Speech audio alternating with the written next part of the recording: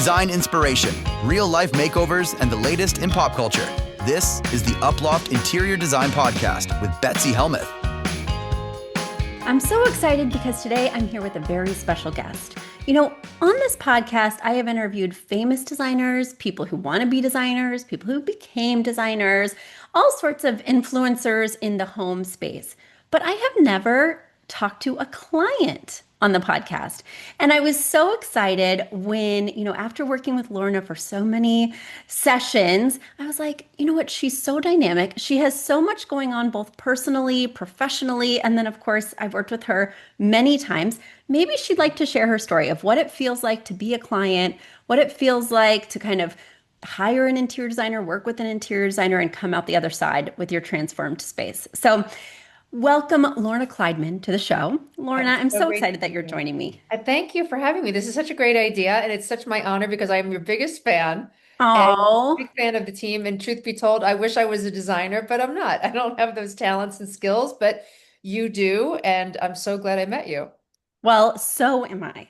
Let's dig in. Let's talk about it. Tell people who you are, what you do, just a little bit of background. Where you're Sure. from. I'm an athlete and a personal trainer, so I see clients each day, mainly women between midlife women between 40 and 60, and I see them mostly through Zoom or FaceTime. So all of my work is online these days, and I see my clients downstairs, and we have a whole gym in the basement. But what we're going to talk about today is this room this is my official office where I do my social media, my editing, my meetings like this, other things that are not gym related. So I'm an athlete, I'm a trainer, and I'm also finishing up the creation of my online course, which is called Hip Ease, for people who are considering or going into hip replacement. And this is a step-by-step guide on how to deal with all of the scary elements and how to prepare and how to recover, because I've been down that road twice. And so that's the work I do. Well, I really And think you could brag a little bit more because, when I work with clients, I don't actually book myself. We have somebody who takes the calls, who gives me the client, then I go visit the client. And this is probably remiss of me, but I almost never look them up. I almost never Google to see who they are or what they're doing. I just kind of want to show up fresh. And so I'd worked with you several times, Yes, a little too many times before I 3 times. finally looked you up. Yeah, to my chagrin, 3 times because we moved more than I wanted to, but it was still a pleasure to work with you each time. Well, I love it. But finally, I was like, I'm going to look her up. I'm going to see what she's all about because she's so dynamic. She's so interesting. I love working with her. And you are not bragging enough. You're like world champion several times over in Yeah. kettlebells. Yeah, Tell I me. do kettlebell sport, which is a high endurance weightlifting sport. So it's not like Olympic lifting or powerlifting where you put on tons of muscle. It's actually 10 minutes of lifting a weight. Swings, I do swing snatch, so it's 10 minutes changing hands one time.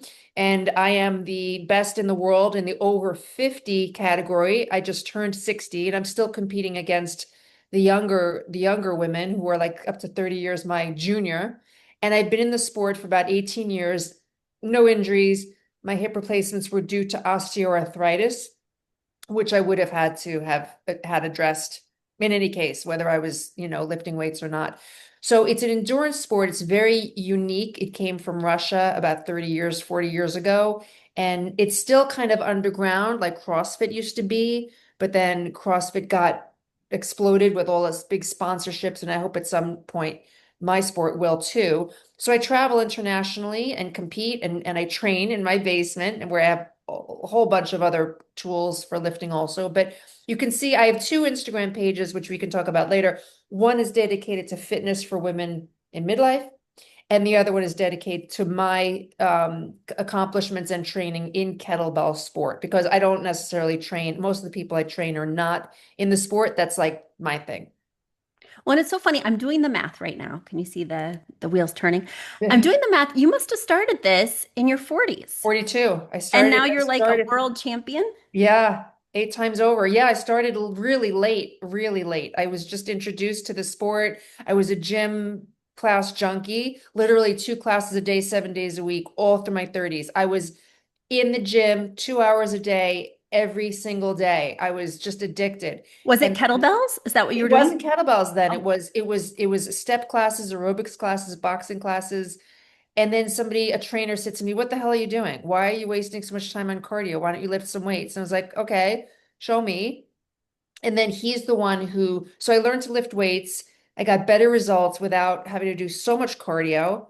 And then he's the one who introduced me to the sport because at that point, back in like 2005 or six, kettlebell sport had just come to the United States with a couple of Russian coaches.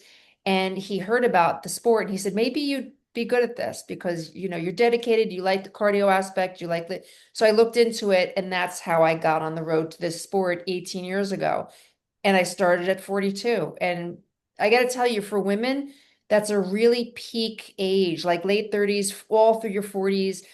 And the sport I do is really great because unlike running or tennis, you're not running around. You're standing in one place and using your legs and hips to move and follow the weight. So it's not as aggressive on the joints as many other sports. So it's a really good sport for longevity. well, Yeah. that is so interesting. But I just think it's so inspiring. A lot of people that listen want to be designers and are in their second careers Me or too. yeah, are intrigued by design or whatever. And so it's so inspiring when somebody kind of turns the corner and not only starts something new in their 40s, but then masters it on a world level. Yeah, it's very sad. It's very satisfying. Personally, it's very personally satisfying. Yeah. Well, I hope you went back to that guy at the gym who told you to get into kettlebells and was like, He's been my mentor for years. Oh oh, yeah, he's good. watched the progression. Yeah. Awesome. Yeah. Well, now tell us, how did you hear about our design firm? How did you hear So about in Uploft? 2020, my husband and I wanted to move out of the city because we had a nice one-bedroom apartment in Midtown. But because of the pandemic, we were both working from home. So I transitioned to seeing my clients online, and he's an attorney and he started working from home as well. And we had no space. So we said, all right, if we're ever going to leave the city, now's the time. So we went to Stanford and we started renting a beautiful apartment in Stanford. And I knew I wanted design help. Because I like things a certain way, but I need input. And I didn't want to spend $30,000 for a living room and then another how much money for each room. I needed it to be affordable. So guess what I found online? Affordable interior design. Love it. Love it. Betsy Helmuth. So I'm like, this is the person I'm gonna call. And I did, and you came, and I remember, so you came to our apartment and you helped us make it beautiful. And the first thing you said in the living room was, "Well, there's a lot going on here." And there were a lot of different themes and colors and this and that. And you helped us scale it down and make it. You helped us with the paint colors throughout the apartment, the furniture, the placement of the accessory. It's just really perfect. Another thing we had in the apartment were these vents along the wall, these air vents. And I was like, well, what can we do about that? Should we put a plant in front of it? And you said, well, it's like ears. Some people have ears that are larger than others, and just trying to cover it up is going to make it more obvious. And you made me laugh. So it was, you made us laugh.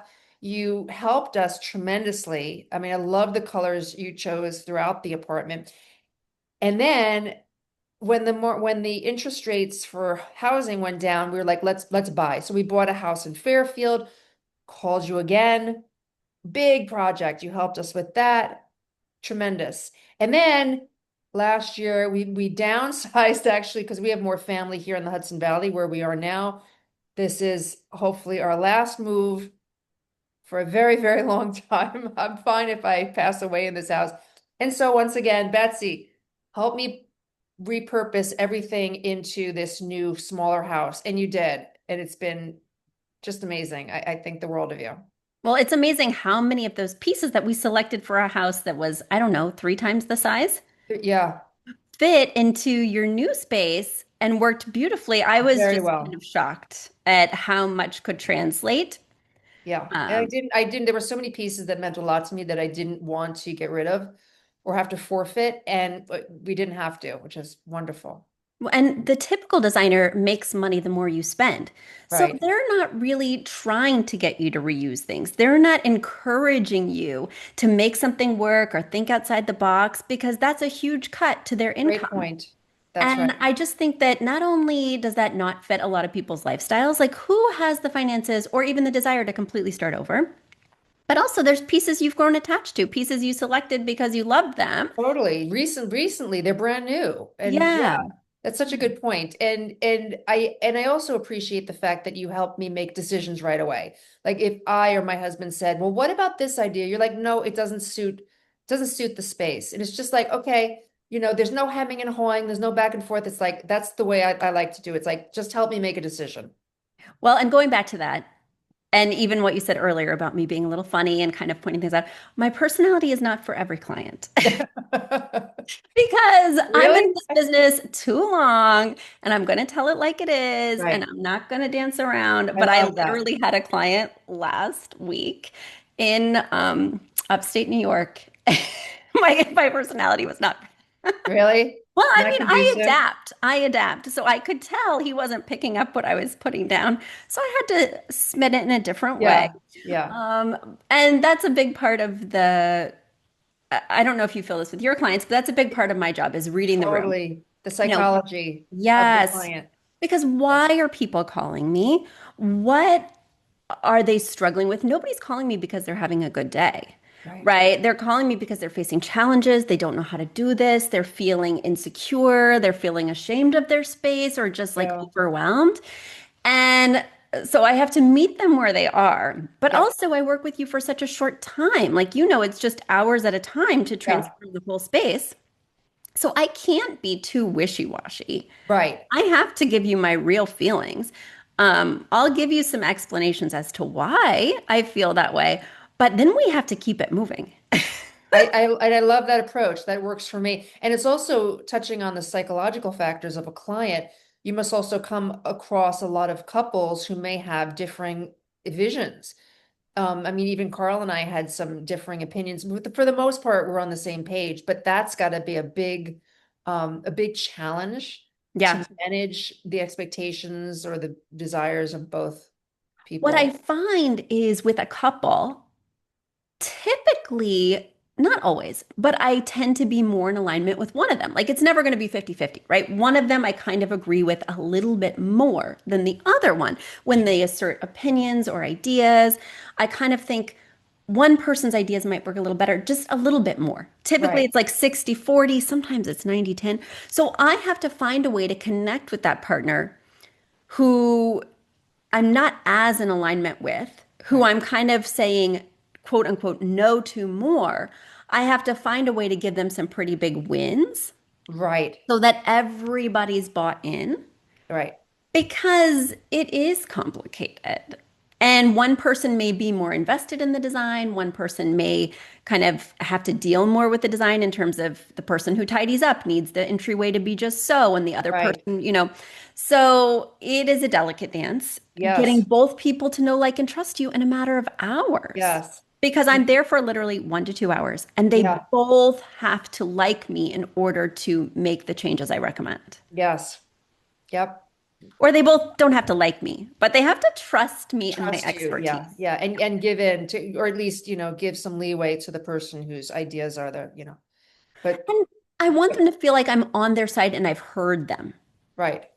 And Yes. by Which this you do. time, yeah, in 20 years, I've heard it all. So I can Yeah. just be like, yeah, yeah, yeah, I got it. The minute you open your mouth, I kind of know where you're going with this comment, but I really need to listen.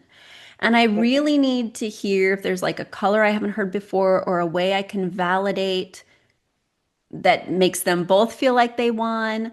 So I really spend that first session listening and seeing where I can push. And what was really impressive to me when we came to this third house, our final house, is that there were spaces that needed a piece of art or a little table or side table.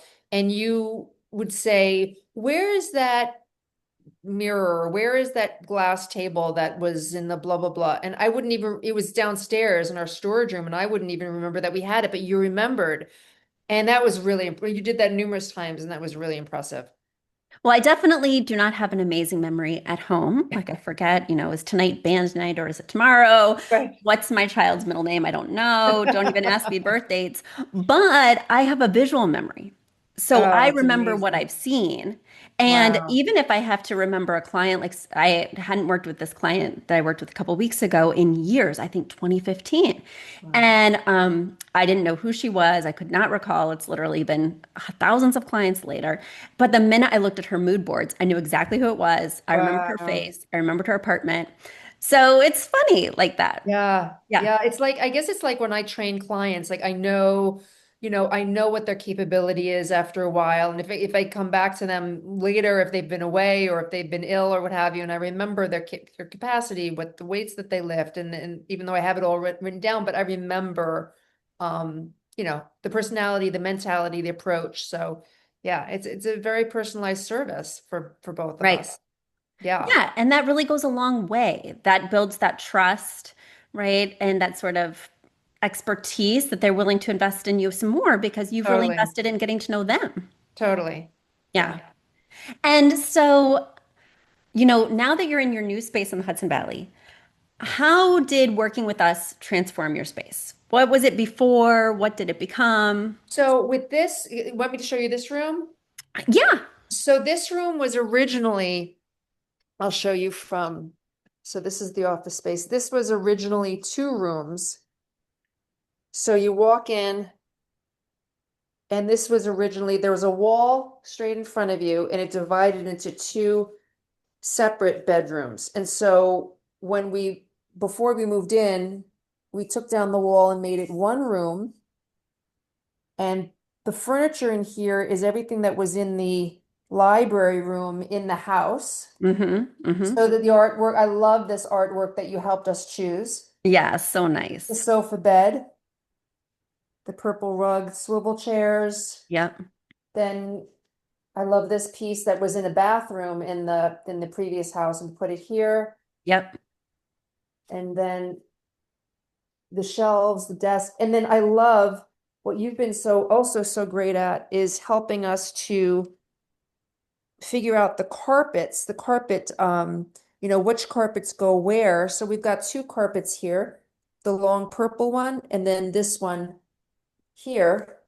And we've been able to utilize both carpets in all 3 locations. So for example, this carpet that's underneath the desk Mm-hmm. was originally in the dining room in the Stamford apartment. Right. And Right. this is, you helped us choose, this is Cephavaia. You And helped that's us like choose. 2 places ago, Right. but if the stuff is not worn out and you guys keep your stuff in such pristine condition, if the stuff is not worn out, if you still like it, we need to reuse it. Or I that's, totally agree. the Totally desire. agree. Even if you have the funds to buy again, the question is, do you want to and should you? And Right. so what I loved about and still love. Like I have a client next week in Long Island, and this is the 4th time I'm working with her from the city to several Oh, moves in the really? suburbs to like empty nesting and all these things. And I remember the art, I remember the pieces, and I'm so excited to maybe use them in a different way. Like, with some of those rugs, we had to change them from being horizontal to vertical. Yes. You have to think outside the box, but it's so worth it because I think one other thing about furnishings is by reusing them, you're not just saving the environment, saving money, you're also bringing something that feels like home to a Totally. space that maybe doesn't feel like home yet. Correct. So you Correct. have those feelings, those kind of memories with the items that you picked because you love them. Exactly. And I didn't want to get rid of or change anything. I wanted to bring everything over as much as possible because I get attached to these items, and they're brand new. They're like 3 years old, some of them 2 years old. I don't want to start over. And then the decision making and the executive function, just all these decisions, I've had it. I don't want to do it again. I've done it with the apartment, then more decisions with the house. And this time it was like, no, just let's reconfigure what I have because it's plenty of stuff and I don't want to have to make any more decisions. Yeah, it's a And you've lot of been really helpful decisions. with it. It's a It's, lot. you know, Yeah, from it's bath a lot. mats to what kind Exactly. of spatula you're Oh, going to get. It's just these micro decisions can be so fatiguing. I agree. Yeah, I've gone through that. And then this is a sofa bed behind me. So this is another guest room. We have other bedrooms, but this is a guest room in case we need it. And Yeah. it's a really pretty room. Well, What, had you ever worked with a designer before you worked with me? I don't know this. Yeah, I hired somebody and then it didn't work out and that was not a good experience, but I've heard of other my clients and friends have worked with designers and the price tag is just I knew it would be I would not be able to do it or want to do it. Right. So when I found you and your process, I was like, oh my goodness, this is just perfect. Yeah, you can really tailor it to what you need. Again, we're not trying to get people to upcharge. We're extending our discounts, which makes it even more Right. reasonable. So there's lots of pros. Now, what was your favorite part of working with a designer? Working with you, my favorite part is just my favorite part is that I trust that I'm going to be able to utilize all my stuff. I'm going to be able to keep all my stuff and just the speed with which you help me to make decisions. That's my favorite part is that I know this is going to get done and Betsy's going to help me do it. Yeah. Yeah. And you cut through all that decision fatigue. It's not like you're giving me 10 options and then we're sitting with all of these color swatches and well, I think this and well, I think that. And you make it simple because I know what I like once I see it, but I need just a couple ideas, two or three, not like a dozen. Right. It's too much for me. And you'll know if you don't like it, right? You have Correct. that sensibility or that gut that's like, nope, this Correct. is not for me. And then I can learn a little bit more about you and About really, our taste, my taste, right. yes, Right. exactly. Now, Yeah. what was your least favorite part of working with a designer? I will not be offended, Lorna. Tell me. The least favorite part, I, I Or don't, the most challenging part. How about that? Challenging? let me see. Hmm. I really don't, I really can't think of anything offhand. I'll say that maybe, I don't, I don't know, Betsy. Now, I don't pull any punches with you, Lorna. You can tell me. I know I've No, never I asked you. know. It just was a question that popped into my I'm mind. so thoroughly, Yeah, I think artwork is the toughest because I don't have the patience to sit online and scroll or go to art galleries. I don't want to spend a lot of money on art, like $10,000, but I don't want to sit online either for hours and try to find something. So I yep. think art is probably the hardest thing to have somebody choose for you. That may be, so the things that you have chosen, I love, but I think that might be the most challenging part for you and for me. And that's for, I think, for anybody. I actually think, in terms of what's most challenging for me to source, it's usually, believe it or not, light fixtures. Really? Yeah, but right after light fixtures is art The art, because yeah. some people want it personal. Some people, want to feel like the earth moves when they see it. Yeah. And sometimes that's something that you've got to really search for. Sometimes I recommend getting a stopgap, getting something that's good enough that you For like now, enough right. while you search, while you go to, Yes. studios or keep your eye open. And some people like to have a little something that they're searching for, right? So that it gives Yeah. them an excuse to go shopping and see what's new. Yeah. I myself have a living room with a lot of walls, and I need to have a painting on this one wall, but I wanted something special to me, right? I wanted something that resonated, but went with the colors. It's going to be a hunt. In the meanwhile, I bought something for $300 on Grandin Road, and now I'm in Right. love with it. And it's After not an three empty years, wall. Well, that's a good it was point. a stopgap for me. It was just something I was going to place there while I search, and I really love the painting now, Right. And and there's I no don't want to pressure get rid of now it. to find the perfect. When you find it, you'll know, but it's doesn't have, the wall doesn't have to stay empty. I think that's a Right. really good point, and that's what I might do also is the stopgap for a couple spots and just put something up and then keep looking. Um, because it's a big commitment, not financially, but just a commitment of having something in that space that you're going to see multiple times a day. And yeah, that's important. So right now I'm And it dealing with the grows art. on you. I will Yeah. say yes. And I just recommended some artwork for Lorna. Full Yep. disclosure, I literally sent it to her maybe 48 hours ago. And Yep. one And I have thing, to look it over. yeah, but the other thing about artwork too, and when I was sourcing your artwork, it was surprising me. Sometimes the artwork is about visual weight. So your walls are very vaulted in this room. Like, I don't know, Yes. maybe are they 20-foot ceilings, 22 Very foot high. ceilings? Yeah. Yes. Yeah. And there's lots of gorgeous windows that overlook like the rolling hills of the Hudson Valley. And it's just so stunning. But it's a lot of cream and a lot of white and a lot of windows. And I was like, we need something to kind of ground this Yes. space, to kind of add some visual weight, which darker colors or some black or something can do to kind of make the walls almost feel a little grounded. And so then when I was doing that on either side of the slider, as I was thinking about the art above the Eden kitchen table, I was like, that needs to be darker too, because you can't have these two dark pieces Right. on one side and then go for a lighter color on the other side. So I really belabored it, but sometimes art is not about the subject matter. It's not about introducing a color palette.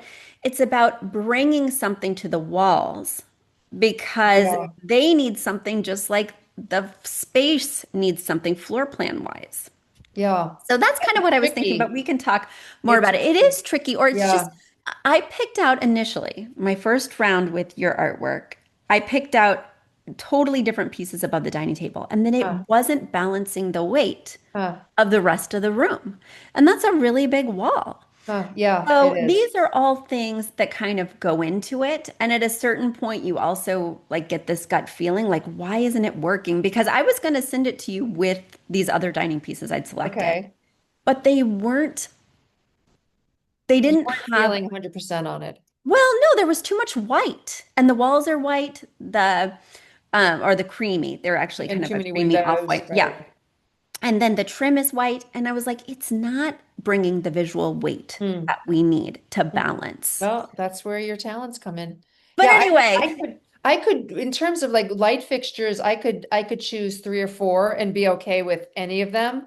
But with me, the art is a little bit more. But I like what you said about just put a placeholder there for a while and then see what you see because yeah, and I think that's well, I have to look through the art that you chose again and just, really imagine it and then make a decision. But well, also write me back if you don't like it. This can be a dialogue that we can talk about. But yes, okay. I highly recommend. For instance, I'm working with the CEO. I was just at his office space yesterday, and I recommended a huge piece of art for behind him. He's on Zoom. We need Yeah, something. You can't just have a big blank wall. And so I recommended a really large piece of art months ago. He didn't feel strongly that it connected with him. Totally fine, but it also was not that expensive. right. So I go back to his office. It's still a blank wall. And I'm like, Kevin, We have to we do something. need to address the situation. Buy the stopgap. Just buy Right. it. Because if anything, it'll like prompt you if you don't really feel it connects with you 100% to keep looking. But in the Exactly. meanwhile, To have something. you're gonna look more professional on Zoom or in your life. Things will feel more balanced. The room will look more finished, which gives you a Exactly. little perspective on what to look for. Right. Good point. Yeah. Really good point. But Yeah. also, you might fall in love with a stopgap, as I have, and now I'm in love with a piece from Grandin Road. There you go. You never know. It's Never always, know. it's great. Yeah, it's been a really fun process. It's been really fun. Even Oh, through the good. stress of moving, it's been fun. Yeah, Yeah. yeah. Well, and I think it helps alleviate the stress of moving to know how many pieces you can reuse, to know that Yes. those pieces weren't so tailored to that space that they can be flexible, to know that Thank that wasn't a goodness. sunk investment. Do you know? Exactly. Yeah. Yes. Yes. Well, it has been so delightful talking to you as You always. too. Thank you for the opportunity. This has been great. Now, I want people to know where they can reach you because as soon as I looked Lorna up, then I joined all the things, the Uh, Instagram, the Facebook. If I ever have hip issues, I'm calling Yeah, Lorna. yeah, yeah. I I'm can sure help I you. will because I'm not flexible at all. Um, and Pilates is tough for me. It's so tough for me. So I want to hear more about where people can find out about you, where they can Sure. reach you. Your videos are so inspiring. Thank you. I love it. So my website is lornafit.com. And then on Instagram, where I'm most active, it's Lorna Kleidman and Kleidman. Lorna Kleidman is for my ladies 45 to 60, general fitness and lots of tips on nutrition, mindset, lots of stuff. And then if you want to follow my achievements in kettlebell sport, it's kettlebells with Lorna. And then all of my links are on my website as well, lornafit.com. Well, And you are I'd love such to an correspond. inspiring person. I love it. Thank you.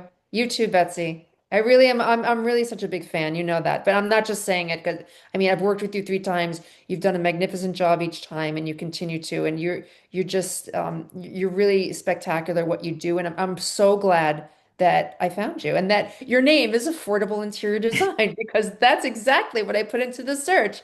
And voila. It's amazing. Yes. Well, and one other quick anecdote about working with Lorna. So typically I go to people's houses and I tell them, what to do, what to buy. And if they have things, I'm telling them, you should put that over there. You should put this over here.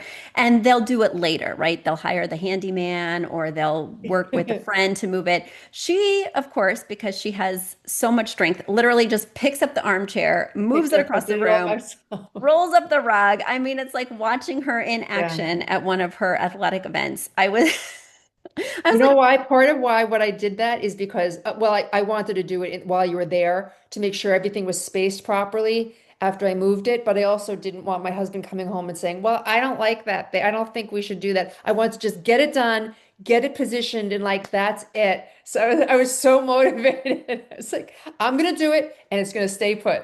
we're going to do it right now, Betsy. And That's she right. just picks it up, moves it. I'm like, oh my gosh, this is amazing. A little more to the left, a little more to the right. That's It right. was just a dream come Perfect. true. It worked out so perfectly. Yeah. Yeah.